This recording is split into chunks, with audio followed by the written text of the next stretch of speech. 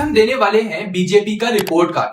हाँ, सही सुना आपने। बीजेपी की सरकार बने 10 साल होने को आए और बेशक हम देश भर में हो रहे डेवलपमेंट से काफी खुश, पर उन भुलाए वादों का क्या जो बीजेपी की सरकार ने पूरे देश से 10 साल पहले 2014 के मैनिफेस्टो में किए थे। ऐसा लगता है जैसे देश की मीडिया भी उन भुलाए वादों के बारे में भूल गई है, पर हम नहीं भूले हैं। आज हम यही जानने के लिए निकले हैं कि क्या वाकई में अच्छे दिन आ गए हैं या पूरे देश को गुमराह किया जा रहा है। नमस्कार दोस्तों, स्वागत है आपका अपने चैनल बाइट एवरीथिंग में, जहां हर वीडियो में हम साथ मिलकर कुछ नया सीखते हैं। तो चलिए मुआयना करते हैं बीजेपी की सरकार के 10 साल की जर्नी की। जैसा कि हम सभी जानते हैं, 2014 में लोकसभा का चुनाव जीतकर बीजेपी ने देश में अपनी सरकार बनाई और नरेंद्र मोदी देश के प्रधानमंत्री बने। 2014 से ही इस सरकार ने कई सारे वादे किए हैं और भारत का हर एक नागरिक के मन में अच्छे दिन के सपने बसाए हैं। आज 10 साल बाद क्या हम ये कह सकते हैं कि अच्छे दिन वाकई में आ गए? आपके क्या एक्सपेक्टेशंस थे इस सरकार से और क्या सरकार उन वादों पर खड़ी उतर पाई? ये आप हमें नीचे कमेंट सेक्शन में जरूर बताइएगा। तो चलिए किए गए वादों की शुरुआत करते हैं एम्प्लॉयमेंट अपॉर्चुनिटी से। 2014 के मैनिफेस्टो में बीजेपी गवर्नमेंट ने वादा किया था कि एम्प्लॉयमेंट एक्सचेंजेस को कैरियर सेंटर्स में कन्वर्ट किया जाएगा to connect youngsters with more job opportunities. Arun Kumar JNU के एक रिटायर्ड प्रोफेसर ने बताया कि अनएम्प्लॉयमेंट से डील करने के लिए लेबर इंटेंसिव जॉब्स का आना बहुत ज्यादा जरूरी है, पर अनफॉर्चुनेटली हमारी गवर्नमेंट आजकल कैपिटल इंटेंसिव जॉब्स को ही प्रमोट कर रही है। यहाँ तक कि जी न्यूज को दिए गए एक इंटरव्यू में पीएम मोदी ये कहते नजर आए कि अगर कोई इंसान पकौड़े बेचने लग जाए तो क्या उसे रोजगार नहीं कहेंगे। रोज 200 कमाने वालों का जिक्र किसी भी किताब या अकाउंट में दर्ज नहीं किया जाता। और क्या आपको पता है, पीएम मोदी के इस कमेंट के बाद लखनऊ में एक प्रोफेशनल डिग्री होल्डर्स के ग्रुप ने अच्छे दिन पकौड़ा शॉप खोलकर एक यूनिक प्रोटेस्ट को स्टार्ट किया। और वहीं अगले साल गवर्नमेंट डेटा के अकॉर्डिंग 2017-18 में अनएम्प्लॉयमेंट रेट 45 इयर्स में सबसे हाईएस्ट था। 2022 में आई वर्ल्ड बैंक की एक रिपोर्ट के अकॉर्डिंग इंडिया में अनएम्प्लॉयमेंट 23.22%, पाकिस्तान में 11.3% और बांग्लादेश में 12.9% से भी ज्यादा बढ़ गया है। 2023 में आई यूनियन बजट में मनरेगा स्कीम के एलोकेशंस को शार्पली कट कर दिया गया। ये वही स्कीम है जिसके वजह से पेंडेमिक के दौरान सबसे ज्यादा गरीब और बेसहारा इनकम लॉस से बच सके। इस बार के बजट में कई सारे स्कीम्स के साथ इस स्कीम को भी मेजर फंड अलॉटमेंट हुई। कई सारे इनिशिएटिव जैसे कि मेक इन इंडिया, स्वच्छ भारत, उज्जवल योजना, बेटी बचाओ बेटी पढ़ाओ काफी हद तक सक्सेसफुल साबित हुए। दूसरा बड़ा वादा जो बीजेपी गवर्नमेंट ने अपने शुरुआती सालों में किया था वो है स्मार्ट सिटी मिशन का। ये मिशन जून 2015 में लॉन्च किया गया, जिसके अंडर 100 सिटीज को स्मार्ट बनाने का दावा किया गया था। कोविड की वजह से 2021 में इस मिशन को जून 30, 2023 तक एक्सटेंड कर दिया गया। कंप्लीशन में डिले की वजह से इसे दोबारा से जून 2024 तक एक्सटेंड कर दिया गया। द हिडन एक्सप्रेस की एक रिपोर्ट के अकॉर्डिंग इन 100 सिटीज में से सिर्फ 20 सिटी 2024 की इस डेडलाइन को मीट कर पाएंगी। इन्वायरमेंटलिस्ट्स, एक्सपर्ट्स और हिस्टोरियंस का कहना है कि Dehradun smart city mission which deployed 1400 crore between 2015 and 2022 has hardly made any impact on the city. इस मिशन को लॉन्च करते वक्त हमारे पीएम मोदी ने कहा था कि if anything has potential to mitigate poverty, it is our cities. पर recent news outlets ने हाईलाइट किया कि इस मिशन ने गरीबों को पीछे छोड़ दिया है। बीजेपी ने अपने मैनिफेस्टो में लिखा था कि 10 साल के अंदर स्मार्ट सिटी मिशन देश में 250 मिलियन जॉब अपॉर्चुनिटीज लेकर आएगा, पर आज के समय में ये आंकड़ा दूर दूर तक हासिल होता हुआ बिल्कुल नजर नहीं आ रहा। तो असली सवाल ये है कि क्या ये मिशन वाकई शहरों में बेसिक फैसिलिटीज प्रोवाइड करवा पा रहा है? चलिए बीजेपी के किए वादों में और आगे बढ़ते हैं। अगला बड़ा वादा था नमामि गंगे, जिसे जून 2014 में पीएम मोदी ने 20,000 करोड़ बजट के साथ लॉन्च किया। The National Mission to Clean Ganga was planned to be implemented in 3 stages.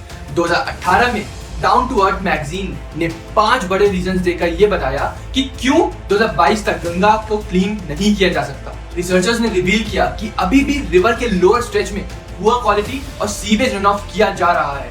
2019 में उत्तर प्रदेश पॉल्यूशन कंट्रोल के एक रिपोर्ट में प्रयागराज गंगा के पानी को लोगों ने नहाने के लिए भी अनसेफ बताया गया। सरप्राइजिंगली इन मिशंस के बारे में देश की मीडिया कोई भी सवाल नहीं उठाती। आपको क्या लगता है इसके पीछे क्या वजह हो सकती है? Share your knowledge with us in the comment section. और कुछ वादों को देखा जाए तो बीजेपी गवर्नमेंट ने 100 दिन के अंदर अंदर स्विस बैंक के सारे ब्लैक मनी को वापस लाने की बात कही थी। पर वहीं 2021 में आई रिपोर्ट से पता चला कि स्विस बैंक में डिपॉजिट 50% से भी बढ़ गए हैं। तो इससे अंदाजा लगाया जा सकता है कि सरकार के वादों की कितनी अहमियत है हम जैसे मिडिल क्लास लोगों के लिए। पर मोदी गवर्नमेंट के आने से हमारे रिश्ते नेबरिंग कंट्रीज के साथ काफी सुधरे हैं, जैसे कि इंडो बांग्ला लैंड डिस्प्यूट कई सालों के बाद रिजॉल्व हुआ। यहाँ तक कि इंडिया के रिश्ते बाकी देशों के साथ काफी सुधरे गए हैं। इंडिया को काफी रिकॉग्निशन मिली। हमारे पिछले वीडियो में पीएम मोदीज ग्लोबल डिप्लोमेसी में आप पीएम के द्वारा किए गए फॉरेन कंट्रीज में इंडिया की ब्रांडिंग के बारे में भी जान सकते हैं।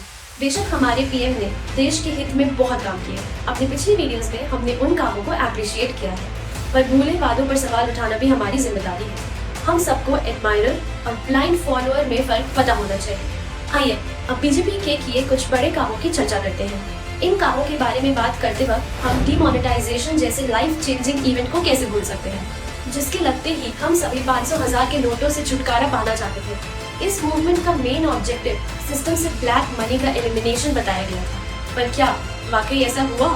गवर्नमेंट ने एस्टिमेट किया था कि हमारे सिस्टम में black money is about 25 to 30%, पर 2018 में आई आरबीआई रिकॉर्ड के अकॉर्डिंग 99.3 पैसा वापस सिस्टम में आ गया, विच इज नियर टू 100%। वहीं इसके साइड इफेक्ट्स भी कई सारे देखे गए। डीमोनेटाइजेशन के 6 महीने के अंदर अंदर इंडिया की जीडीपी 6.1% गिर गई। कुछ रिपोर्ट्स के अकॉर्डिंग करीब 105 लोगों ने डीमोनेटाइजेशन की वजह से अपनी जान खो दी। 50 लाख लोगों को अपनी जॉब से हाथ धोना पड़ा। डीमोनेटाइजेशन की एक बड़ी वजह एलिमिनेशन ऑफ टेरर फंडिंग भी बताई गई थी।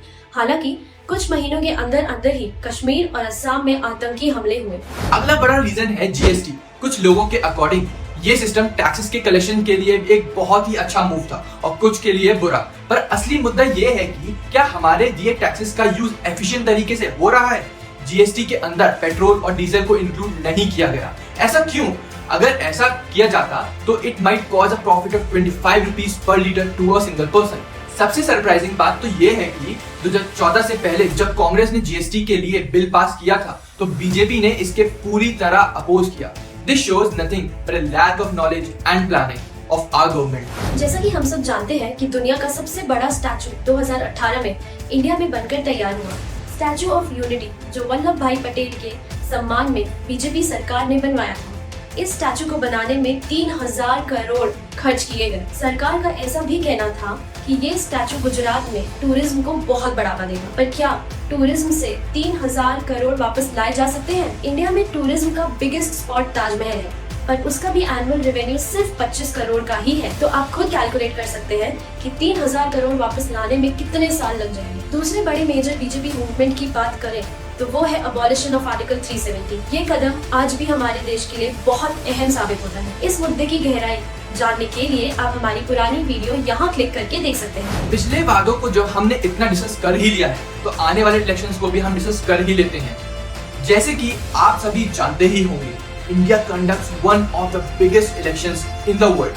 हर इलेक्शंस में करोड़ों पैसे लगाए जाते हैं जनता के इलेक्शंस को फेयरली कंडक्ट करवाने के लिए। इलेक्शन में खर्च इस पैसे का पूरा हिसाब हमने पिछली वीडियो इलेक्शन और multi tier business of our government में किया हुआ है। You can visit our channel or you can click here to watch that video as well to prepare yourself for the upcoming elections. आने वाले elections दूर नहीं, अगले महीने में होने वाले लोकसभा इलेक्शंस में एनडीए नेशनल डेमोक्रेटिक अलायंस और इंडिया अलायंस के बीच तेज तकरार देखने को मिलेगी। लोकसभा 2024 में टोटल 543 कॉन्स्टिट्यूएंसीज होंगी, जिसमें से दिल्ली में 7 मौजूद हैं। इतने कम सीट्स के बावजूद यहाँ की इंपॉर्टेंस बहुत ही ज्यादा है। ऐसा देखा गया है कि लोकसभा इलेक्शंस में दिल्ली में जो मेजॉरिटी से जीतने वाली पार्टी ही सेंटर में अपनी सरकार बनाती है। पिछले 2 लोकसभा इलेक्शन से ये बात देखी जा सकती है। आपको क्या लगता है, आपकी बार किसकी सरकार? हमें जरूर बताइएगा। इन्हीं ढेर सारी एक्साइटिंग इन्फॉर्मेशन के साथ हम आज की अपनी वीडियो यही खत्म करते हैं। पर हमारी ये जर्नी यहाँ खत्म नहीं होती है। We are new and need your support to grow. हमें यकीन है कि हम जितना इन वीडियोस को बनाना पसंद करते हैं, आप उससे भी ज्यादा हमें पसंद करते हैं। अगर ऐसा है तो please like, share and subscribe to our channel. और हाँ, नीचे क्लिक करके नोटिफिकेशंस ऑन करना बिल्कुल मत भूलिएगा, so that you never miss any update. आपका एक सपोर्ट हमारे लिए बहुत मायने रखता है। We can't wait to share more incredible videos with you. Farewell for now. Take care and look after yourself until we meet again. शुक्रिया।